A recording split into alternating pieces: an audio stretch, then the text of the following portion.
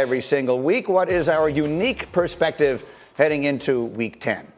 I think that Bruce Arians publicly criticizing Tom Brady week after week is probably the best coaching decision that he is going to make all season. It is perfect. I think that first you have to assume that Bruce Arians is a smart person who understands what's going on, and this is not just him lashing out on his Hall of Fame quarterback. There's nothing worse on a team than having a divided locker room. The best thing about being on a team is the we're all in this together feel. And when you have a guy who's a 6-time Super Bowl champ and is like the GOAT, it is really hard for him to feel like he's a part of the team and for his teammates to feel like he's a part of the team. So I think Bruce Arians criticizing him publicly is not about criticizing Tom Brady. If he wants to coach up Tom Brady, he'll call him. It's about demonstrating to the rest of the team that he is one of you. And when you get down in those tough situations, you can look over at him and he is not some prince on a pedestal. He is just like one of us. And it reminds me of an article I read about LeBron James a while ago. And he comes in. Obviously, LeBron James is above everyone else on his team. But he goes out of his way to build relationships with everybody on his team, to show up at his teammates' events, to make them all feel like they are all together. They're all in this together. Tom Brady can't do that with 60 guys. So I think that's what Bruce Arians is trying to accomplish and is successfully accomplishing by publicly criticizing Tom Brady. It's a smart thing. Tom Brady can handle it, and it's good for everybody.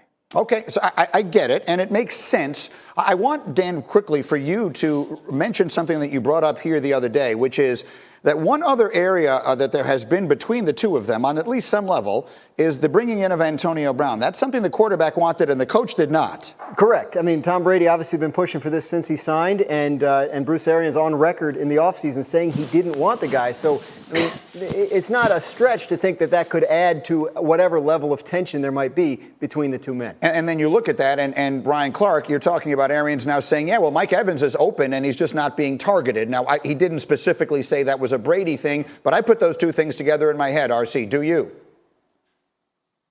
I do, absolutely. If Tom Brady wanted Antonio Brown, and you look at the deep post route he throws that Janoris Jenkins breaks up, maybe that's also a play that Mike Evans is open, and maybe he's trying to subliminally or through the media tell Tom, you know what, we need to use everyone that's open. I think there may be some sort of a power struggle there, but I know there is a lack of relationship. There's a lack of experience, and I think this is just part of it. This is a symptom of the relationship not necessarily being as strong as it could be if they had been together for years. Okay, 5 minutes left, commercial free until we get to first take. Our next order of business are the Dallas Cowboys at 2-7, tied with the Giants for third worst in the league.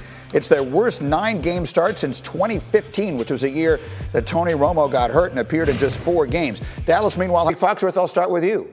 If you had to bet your house, that palatial estate of yours down there in our nation's capital, which one of them wins the Super Bowl first? Lamar Jackson or Kyler Murray?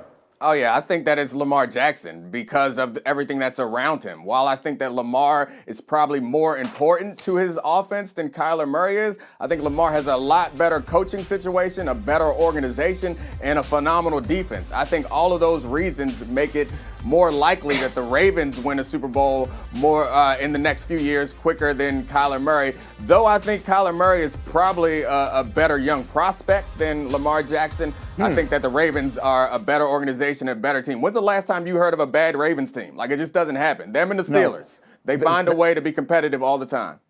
Unquestionably, but competitive is one thing and winning a championship is another. That's sometimes something someone just jumps up and does. But I'm interested in what you just said there quickly.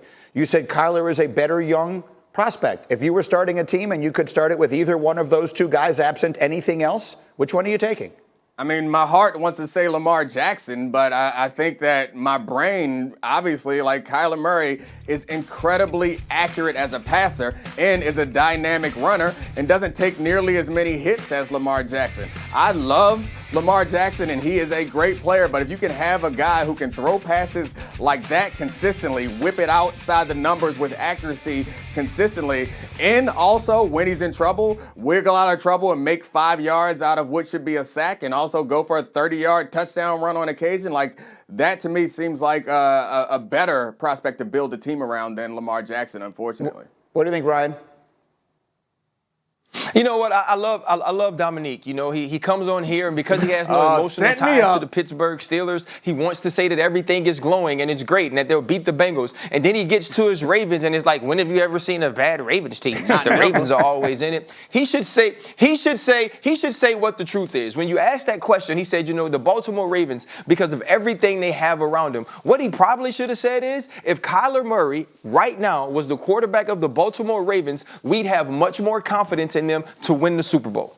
Period. We would. It wouldn't be a discussion. We wouldn't be sitting here talking like, you know what? Yeah, they can, because the quarterback's really good, because the team's really good, and everybody loves the color purple. It looks good on uniforms. He wouldn't have said all that. He would have been like, if Kyler Murray's the quarterback of this team, I see them in the AFC Championship going toe-to-toe, head-to-head with the Kansas City Chiefs, because he does add that extra dimension. And this is not knocking Lamar Jackson at all. Sometimes you got to choose between Kobe and Shaq or Penny and Shaq. Sometimes you got to choose on whether you're going to sign Weezy or Lil Turk. You got to make these decisions.